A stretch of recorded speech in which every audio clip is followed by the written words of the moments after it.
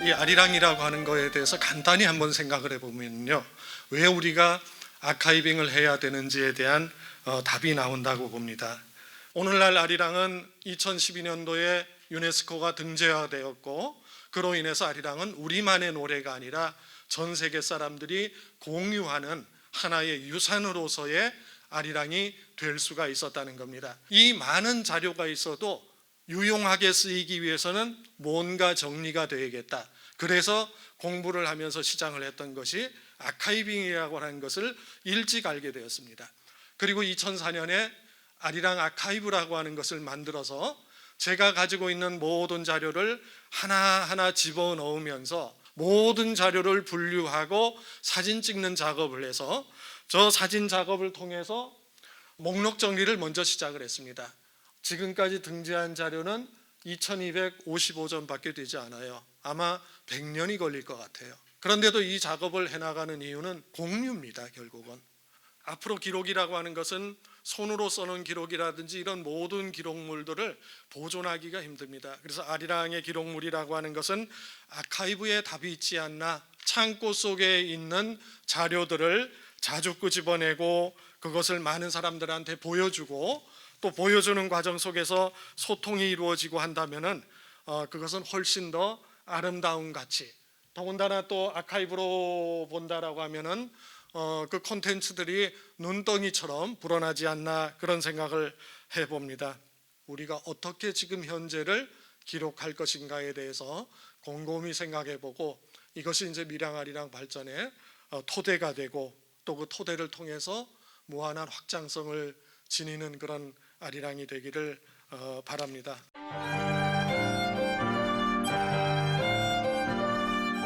기록에서부터 시작해서 아카이브 시키는까지, 그다음에 활용하는 데까지에 관한 이야기를 그냥 좀 간단하게 말씀드리고자 합니다.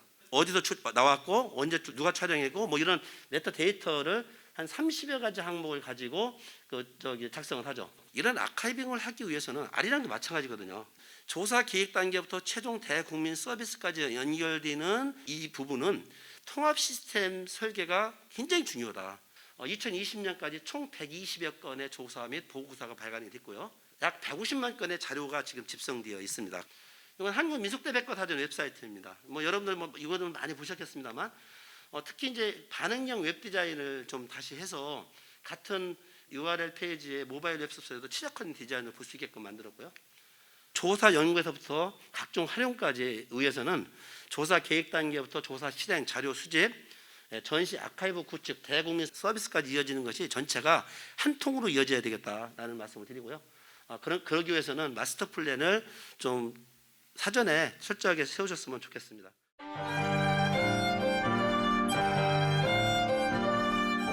아카이브를 만든다는 것들은 그 아카이브를 만드는 것을 프로젝트로 바라볼 수도 있습니다만, 그 만들어진 아카이브는 앞으로 굉장히 오랫동안 존속해야 되는 그런 존재가 되어야 하는 것입니다.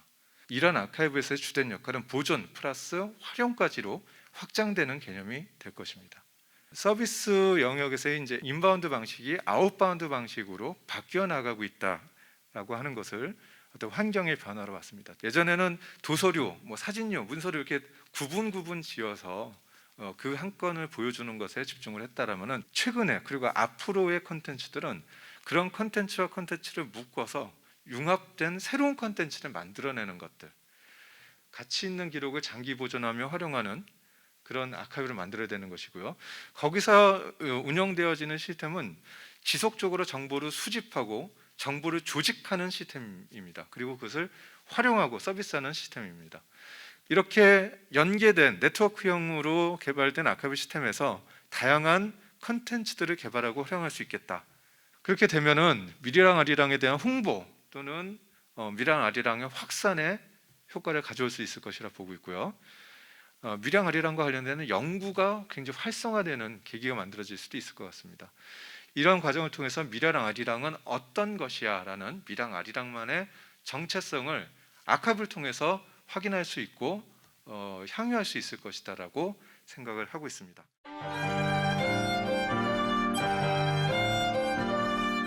저는 이제 메타데이터를 전문을 하는 사람이니까 메타데이터가 좀 더 적극적으로 우리 인간이 의도하는 것을 기계가 이해할 수 있게끔 아리랑 온톨로지 이런 걸 만들어 가지고 그 밑에 들어가면 전부 정선 아리랑 뭐 미래랑 전부 다 생각하지도 못했던 보물들이 이 사람들이 바구니에 툭툭 클릭하고 다니면서 담는 거지. 너무 키워드에만 우리가 그 사람들 몰리게 하지 말자. 다양한 구조를 달리 해주면은 이 중요한 말입니다. 구조를 다르게 보여주면은 이용자들은 틀림없이 다르게 인터랙션을 합니다. URI 해가지고 식별된 의미를 연결시켜주는 걸 해야 되는 그게 이제 시멘틱 웹의 핵심입니다. 의미를 연결시켜주는 상호작용을 하는 그런 생각 연결 플랫폼이 필요하다. 제가 좋아하는 생각 연결 플랫폼. 이 아리랑을 키워드하에 전 세계인들이 전 세계 흩어진 우리 아리랑 관계 사람들이 생각을 서로 연결하는 플랫폼 그런 걸 제가 한번 만들고 싶은 겁니다.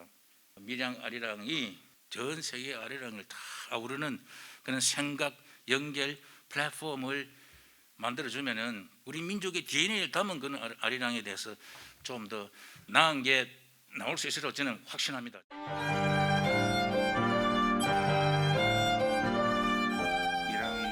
아리랑 학술 포럼 종합 토론의 시간을 갖도록 하겠습니다. 저는 이번 토론의 좌장을 맡은 고려대학교 문화 콘텐츠 전공 교수로 재직하고 있는 안남일입니다. 반갑습니다. 예, 가장 중요한 것은 원천 자료라고 생각을 합니다. 어쨌든 간에. 그래서 제 생각에는 밀양을 중심으로 하는 소재로 하거나 주제로 하거나 또는 밀양을 수단으로 삼거나 하는 이런 원천 자료를 수집하고 정리하는 것이 가장 기본이 되는 일이라고 생각을 하는데, 안동을 우리가 한국 정신문화의 수도라고 하잖아요. 그러면 밀양은 우리가 뭐라고 얘기할 수 있을 것인가? 아리랑의 정신은 무엇인가? 밀양에서 내세울 수 있는 시대정신이라고나 할까? 이것은 재창조 플랫폼, 아리랑을 재창조하는 플랫폼이 밀양의 성격이 가장 어울리지 않을까 이런 생각을 하고요. 근데 이제 문화라고 하는 것은 그 사실 항상 시대가 가면 갈수록 변할수록 그 중심 지역에서의 문화가 급속히 사라진다고 볼 때 그 주변 지역에서 그 전전 문화들이 남아 있는 경우들이 많습니다. 이 조사, 이 기록을 하기 위해서는 정말 전문가다운 전문가들이 해야 되는 것이고, 어떻게 기록할 것인가에 있어서도 철저한 그 검증이 필요한 것이고, 우리 발표해 주신 선생님들처럼 융복합이거든요. 그러니까 특히 4차 산업혁명 시대 융복합적인 측면에서 봤을 때 아리랑이라고 하는 하나의 키워드를 중심으로 거기에 확산되어 있는 다양한 그 문화들을 같이 조사를 해야 되겠다. 우리나라 노래 속에서 두어라 노세라고 하는 정신을 얘기한 게 있어요. 저는 이 아리랑이 두어라 노세가 아닌가.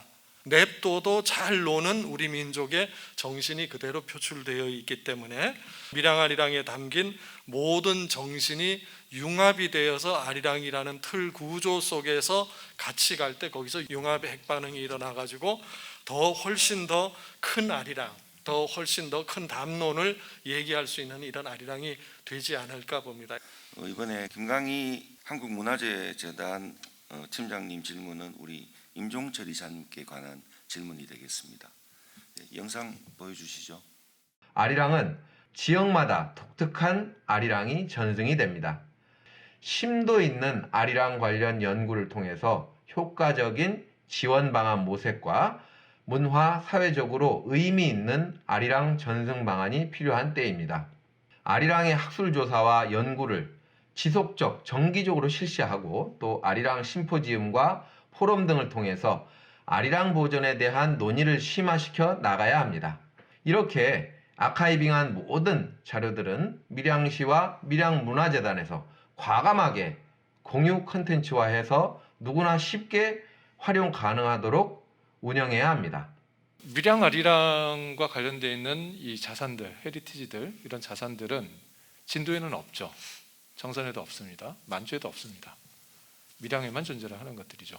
다양한 연구나 활용 활동을 위한 그런 기반이 만들어지는 것들, 이게 이제 결국은 아카이브라고 봐지는데요. 이거는 각 지자체별로, 각 지역별로 특색 있는 것들을 자신들의 영역에서 특색 있다 생각되는 것들을 가급적이면 돋보이게 수집을 하고 활용을 하고 이럴 수 있도록 하는 것이 맞다고 생각을 합니다. 다양한 그런 활용 활동들, 연구 활동, 활용 활동의 기반이 되어지는 것이 아카이브인 것 같습니다. 그러면 다음 질문은 우리 조명대 교수님께 대한 질문입니다. 한상진 과장님께서 질문하셨는데요. 영상 보시겠습니다. 조명대 교수님께서 발표해 주신 시멘틱 웹 기술을 활용한 밀양아리랑 아카이브 구축에 대한 발표 자료를 잘 살펴보았으며 아카이브 구축과 관련된 내용에 초점을 맞추어 3가지 질문을 드리고자 합니다. 첫째, 밀양아리랑을 찾기 위한 역참조의 사례를 예로 들어 설명을 부탁드립니다. 둘째, 밀양아리랑 아카이브의 메뉴로는 어떤 것이 있으며 해당 메뉴를 통해 얻을 수 있는 효과는 무엇이 있을지 설명해 주시길 바랍니다. 셋째, 의미 점화 과정을 통한 시멘틱 웹 기술을 밀양아리랑에 어떻게 적용할 수 있는지 설명해 주시길 바랍니다. 만약에 우리 통합 플랫폼이 만들어지게 된다면은 메뉴를 구성을 할 때 그 탑 메뉴가 있고 탑 메뉴를 누르면은 본 바디가 뜨고 그 바디와 왼쪽과의 대화를 할 수 있는 관계형 패시트 내비게이션이라는 것을 활용을 하면은 이용자들이 끊임없이 주어 플러스 동사의 대화를 하게 될 거다. 정선 아리랑, 밀양 아리랑, 진도 아리랑 등등 있는데 이게 다 나누지 말고 이 셋을 통합하는 통합된 시스템. 그거 3개뿐만 아니라 다른 아리랑도 많이 있으니까 하나의 그 메타 통합 검색을 할 수 있는 시스템이 있고 이용자들이 아마 이렇게 정보 요구를 할 가능성이 있다 그러면 미리 모델링을 해가지고 뿌려주는 시스템을 하고 또 새로 생긴 건 계속 그 모델을 바꿔가면서 하면은 틀림없이 아주 사랑을 받는 그 아리톨로지, 아리랑 몬톨로지가 만들어지고 아마 그걸 통해서 많은 문화 콘텐츠들이 파생해서 나오지 않을까 그런 생각입니다. 제가 오늘 우리 발제와 토론하신 분들의 이야기를 다 들어봤습니다. 향후 오늘 이 자리가 우리 밀양문화재단에서 추진하고 있는 밀양 아리랑에 대한 어떤 그 거점 마련에 조금이나 도움이 됐기를 바라고요. 그럼 이상으로 우리 2020년 밀양 아리랑 학술 포럼을 마치도록 하겠습니다. 감사합니다.